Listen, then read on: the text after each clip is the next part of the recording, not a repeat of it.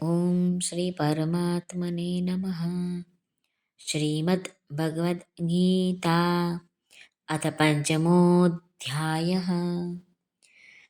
શ્રી ભગવાન આગલા શ્લોકમાં એટલે શ્લોક ક્રમાંક 22માં ભગવાને બતાવ્યું કે વિષયજન્ય ભોગો છે તે દુઃખનું કારણ છે અને તે આદિ અને અંતવાળા છે. આથી વિવેકવાળા મનુષ્યોએ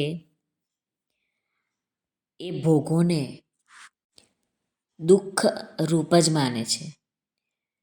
આગલા શ્લોકમાં ભગવાને બતાવ્યું કે સંયોગજન્ય સુખ ભોગવવાવાળો દુઃખોથી બચી શકતો નથી. તો પછી સુખી કોણ થાય છે?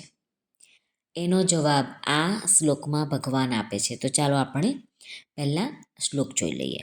શ્લોક ક્રમાંક 23. શક્નોતિ હૈવ યસ્સોઢું પ્રાક્શરીરવિમોક્ષણાत् કામક્રોધોદ્ભવં વેગમ સંયુક્ત સુખી નરઃ. આ શ્લોકમાં આવતા સંસ્કૃત શબ્દોના અર્થ ગુજરાતીમાં જાણી લઈએ. યહ એટલે જે સાધક, ઇહ એટલે આ મનુષ્ય શરીરમાં, શરીર વિમોક્ષણાત એટલે કે દેહનો નાશ થયા, પ્રાક એટલે પહેલા, એવ એટલે જ, કામ એટલે કામ ક્રોધમાંથી, ક્રોધોદ્ભવમ એટલે ઉદ્ભવતા, વેગમ એટલે વેગને, સોઢુમ એટલે સહેવા, શક્નોતિ સમર્થ બની જાય છે, નરહ એટલે માણસ, યુક્ત એટલે યોગી છે.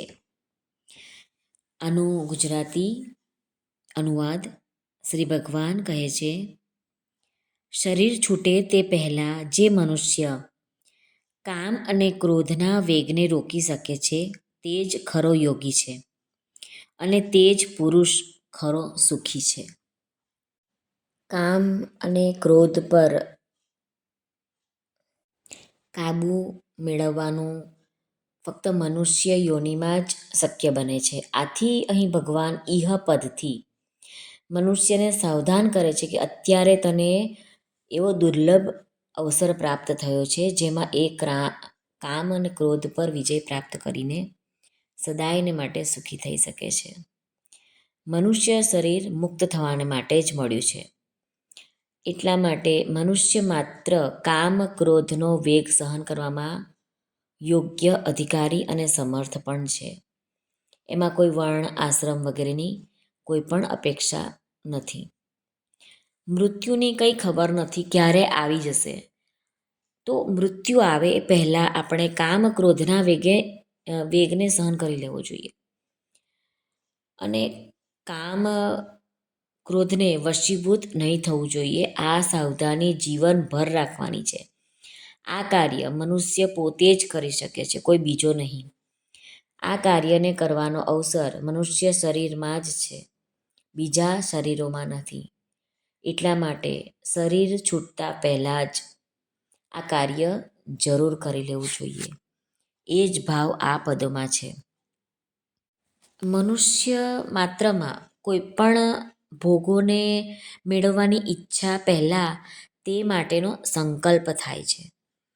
તે સંકલ્પ થતાં જ સાવધાન બની જવું જોઈએ કે હું કોણ છું, કયા કારણથી મારો જન્મ થયો છે.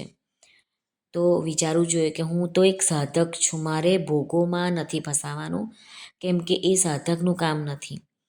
આ રીતે સંકલ્પ ઉત્પન્ન થતાં જ તે ભોગોનો ત્યાગ કરી દેવો જોઈએ.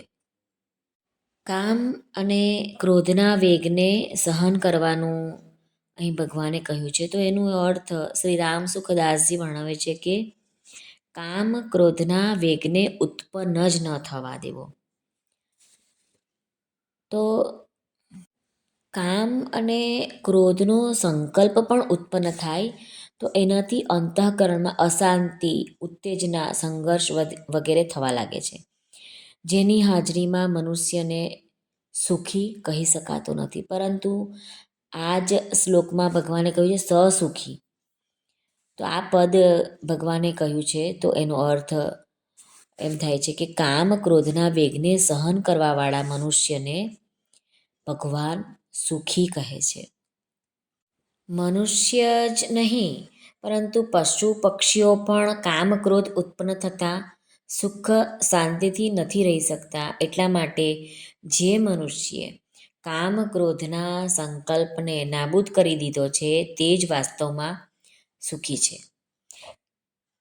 કારણ કે કામ ક્રોધનો સંકલ્પ ઉત્પન્ન થતાં જ મનુષ્યના અંતઃકરણમાં અશાંતિ, ચંચળતા, સંઘર્ષ વગેરે દોષો ઉત્પન્ન થઈ જાય છે.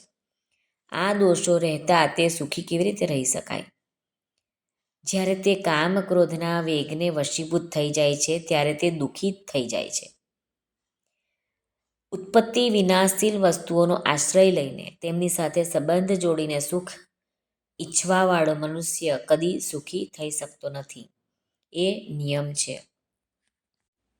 આથી શ્રી ભગવાન આ શ્લોકમાં કહે છે કે કામ અને ક્રોધના વેગને રોક, તો તે જ ખરો યોગી છે અને તે જ પુરુષ સુખી છે.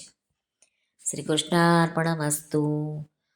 જો તમને આ વિડીયો પસંદ આવ્યો હોય તો લાઈક અને શેર કરશો તથા અમારી ચેનલ ધાર્મિક એના પર નવા આવ્યા હોય તો સબસ્ક્રાઈબ જરૂરથી કરશો, જેથી આવનારા નવા શ્રીમદ્ ભગવદ્ ગીતાના શ્લોકોનું વિવેચન તમે તરત સાંભળી શકો.